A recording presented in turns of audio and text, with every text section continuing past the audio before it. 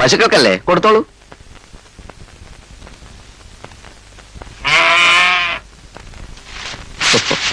പച്ചപ്പുല്ല് കിട്ടാൻ വഴിയില്ലേ? പശുക്കൾക്കേ ഈ വൈക്കോല് വിശന്നിരിക്കുമ്പോ തിന്നുന്നേ ഉള്ളൂ. പച്ചപ്പുല്ലാവുമ്പോ കർമുറ ചവച്ചു തിന്നാൻ പശുക്കൾക്ക് വലിയ ഹര. വേറെ പോഷകാഹാരം എന്താ കൊടുക്കുക? ഓക്കെ കന്നുകാലിത്തീറ്റ കൊടുക്കുവോ? ഇല്ല. പരുത്തിക്കുരു? ഇല്ല. അയ്യോ, പരുത്തിക്കുരു കൊടുക്കണം. കോട്ടൺ സീഡ് അറിയില്ലേ? നല്ലോണം വേവിച്ച് കഞ്ഞി വെള്ളത്തിൽ ചുമ്മാ കലക്കി കൊടുത്താൽ മതി. ഇപ്പൊ കിട്ടുന്നതിന്റെ ഇരട്ടി പാല് കിട്ടും. തേങ്ങാ പിണ്ണാക്ക് വേണ്ടട്ടോ, കടലപ്പിണ്ണാക്ക് വളരെ നല്ലതാണ്. പാല് പുറത്ത് വിൽക്കാറുണ്ടോ? അതിന് മാത്രം ഉണ്ടാവാറില്ല. ഉള്ളത് വിറ്റ് കളയണം. എന്റെ വീട്ടിൽ കറവയുണ്ടായിരുന്നപ്പോഴേ ചെറുപ്പത്തില് ചായക്കടയിലേക്ക് പാല് കൊണ്ടുവരുന്നത് ഞാനാ. കുറച്ച് ഞാൻ വഴിയിൽ വെച്ച് കുടിക്കും, എന്നിട്ട് പച്ചവെള്ളം ഒഴിക്കും.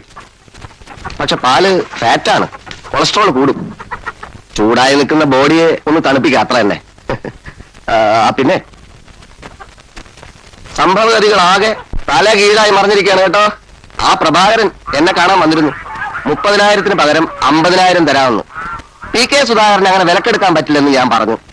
അവനൊന്നും കിട്ടില്ലെന്ന് അവൻ ഉറപ്പായി. ഒരു കോംപ്രമൈസിനുള്ള ശ്രമമാണ്. മാഷിന്റെ നാട് എവിടെയാ? കടവത്തൂര്. BA കഴിഞ്ഞതിന് ശേഷം എംപ്ലോയ്മെന്റ് എക്സ്ചേഞ്ചിൽ പേര് രജിസ്റ്റർ ചെയ്തു. ടെമ്പററി ആയിട്ട് പഞ്ചായത്ത് ഓഫീസിലും ഈ നാളികേര വികസന ബോർഡിലും ഒക്കെ ചെറിയ ചെറിയ ജോലികൾ ചെയ്തിരുന്നു. കുറച്ചു കാലം പ്രൈവറ്റ് ബസ്സിൽ കണ്ടക്ടർ ആയിരുന്നു.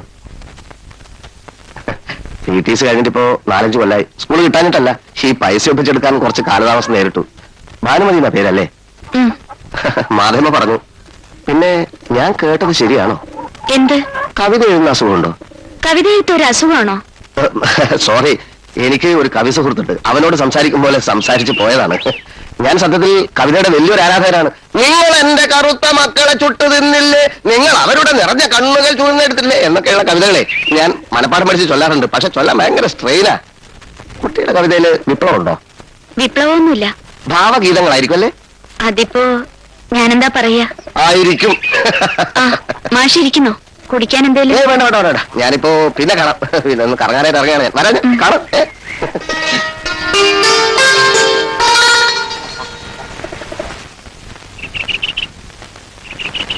താനെ എവിടെ പോയി കിടക്കായിരുന്നു? ഏതൊരു വക്കീല് തന്നെ അടിയന്തരായിട്ട് കാണണമെന്ന് പറഞ്ഞ ഒരാളെ പറഞ്ഞയച്ചിരുന്നു. എപ്പോ? കുറെ നേരം ഇവിടെ ഇരുന്നു.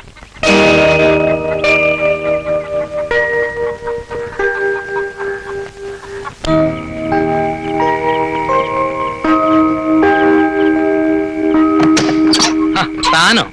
എന്തായി പാതിരക്ക്? വക്കീൽ ആളയച്ചിരുന്നു പറഞ്ഞു. അവിടുന്ന് ഇവിടം വരെ എത്താൻ കുറെ സമയം വേണല്ലോ. താൻ എന്തു മരങ്ങോടെ നടോ? ആളയച്ചു എന്ന് കരുതി നട്ട പാതിരക്കാണോ ഒരു വീട്ടിൽ വന്ന് കയറുന്നത്? സോറി വക്കീലെ, എന്താണ് സംഭവം എന്ന് അറിയില്ലല്ലോ. ഇന്ന് പ്രഭാകരൻ എന്നെ കണ്ടിട്ട് പറഞ്ഞു 30,000 പകരം 50,000 തരാൻ കോംപ്രമൈസ് ആവാന്ന്. പോയി പണി നോക്കാൻ ഞാൻ പറഞ്ഞു. ഓ അങ്ങനെ പറഞ്ഞു. എന്നാ തന്റെ കാര്യം പോക്ക. അയ്യോ, ഇരിക്കി. താൻ പൊക്കി പിടിച്ച് എന്റെ അടുത്തുണ്ടെന്ന കേസ് കൊള്ളാം. എനിക്ക് ഫീസും കിട്ടൂല, മാനവും പോവും. എന്ത് പറ്റി വക്കീലെ? എടോ, ആ സ്ത്രീ ഉണ്ടല്ലോ, മരിച്ചുപോയ എഴുത്തച്ഛന്റെ ഭാര്യ അല്ല. അയ്യോ, ഭാര്യയാണ്. മണ്ണ കേട്ട. അയാൾ ആ സ്ത്രീയെ നിയമപ്രകാരം വിവാഹം കഴിച്ചിട്ടില്ല, മനസ്സിലായോ? 1976 അമെന്റ്മെന്റ് പ്രകാരം ലീഗലി മാരീഡ് അല്ലാത്ത സ്ത്രീയിൽ ജനിച്ച മക്കൾക്ക് അച്ഛന്റെ സ്വത്തിന് അവകാശമുണ്ട്. അപ്പൊ ആ കുട്ടിക്ക് അവകാശമുണ്ട്. അതായാലും മതിയല്ലോ അല്ലേ? അതാണ് ഞാൻ പറഞ്ഞു വരുന്നത്. ഭാനുമതി എന്ന് പേരുള്ള ആ കുട്ടിയുണ്ടല്ലോ, അവള് എഴുത്തച്ഛന്റെ മകളല്ല. വക്കീലെ, നിലവിളിച്ചിട്ട് കാര്യമില്ല. സത്യം അതാ. കേസിന്റെ ഒരു ഉറപ്പിന് വേണ്ടി ഞാൻ വിശദമായ അന്വേഷണം നടത്തിയപ്പോഴല്ലേ കാര്യം മനസ്സിലായത്. ആ കുട്ടി പത്മനാഭപിള്ള എന്നൊരാൾക്ക് ഈ സ്ത്രീയിലുണ്ടായ മകളാണ്. പ്രഭാകരൻ ഈ കാര്യം അറിയില്ല. അറിഞ്ഞിരുന്നെങ്കിൽ ഈ രീതിയിലായിരിക്കില്ലല്ലോ കേസ്. ആ അമ്മയ്ക്കും മകൾക്കും ഒരു തുണ്ട് ഭൂമിയോ ഒരു ചില്ലി കാശോ കിട്ടാൻ അവകാശമില്ല.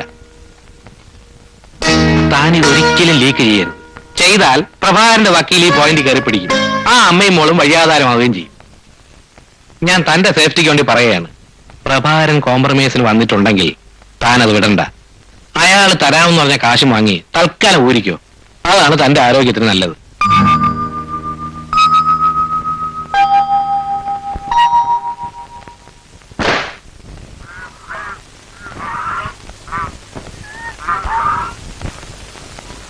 എനിക്ക് വേണ്ടിയിട്ടല്ല ഞാൻ വക്കീലിനെ കൊണ്ടുവന്നതും കേസ് വാദിക്കാൻ തീരുമാനിച്ചതും നിങ്ങളെ കൂടി ഓർത്തിട്ടാ.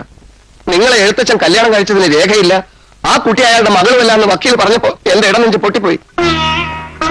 നിങ്ങൾക്ക് വേണ്ടി പ്രഭാകരനുമായി ഞാൻ വഴക്കിട്ടു. കോംപ്രമൈസിന് വന്ന അയാളെ ഞാൻ പിണക്കി. കുറച്ചെങ്കിലും ആത്മാർത്ഥത ഉണ്ടായിരുന്നെങ്കിൽ നിങ്ങൾക്ക് എന്നോട് സത്യം പറയാമായിരുന്നു. ഇത് ഭയങ്കര ചതിയായി പോയി. എന്നോടിത് വേണ്ടായിരുന്നു അമ്മേ. അല്ല